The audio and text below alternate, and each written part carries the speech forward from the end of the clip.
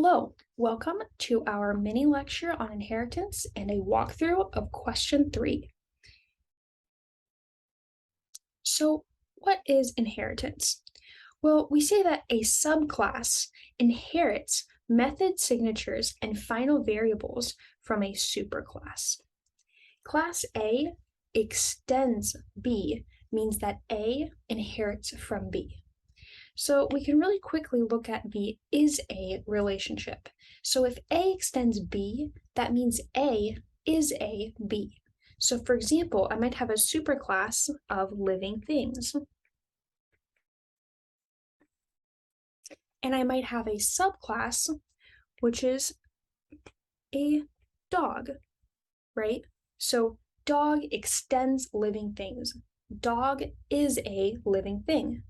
And maybe I might have another subclass, which is a poodle, right? Poodle extends dog. A poodle is a dog. So this is a relationship is going to be important to keep in mind, right? So right here, poodle extends dog. We can think of this diagram. Okay, how about static and dynamic types? So static types are specified during declaration. They are the things to the left of the equal sign, the type that you see to the left of the equal sign. They never change. They're checked during compilation, and you sometimes might hear them referred to as the compile time type. So if I had something like dog A is equal to whatever, this dog is the static type. Now, how about dynamic type? Well, the dynamic type is specified during instantiation, so when using the new keyword. So let's say that I have dog A is equal to new dog. Then my dog over here is going to be my dynamic type. You might also sometimes hear it referred to as the runtime type, and it's equal to the type of the object being pointed at. So how do I generally represent static and dynamic types? Well, I like to start with a box and a label on the box. The label on the box is the static type, and the thing inside the box is the dynamic type. So you can almost think of the dynamic type as being like what the object really is. Like when we start running our program, how is that object actually going to act? Well, that's going to be a question for the dynamic type. So how do we know if something is legal or not? If we're doing some sort of assignment and we have different static and dynamic types, how do we know if what we're doing is actually allowed? Well, we can use this rule of thumb right here. The dynamic type must have an is a relationship to the static type. Otherwise, we're going to get a compile time error.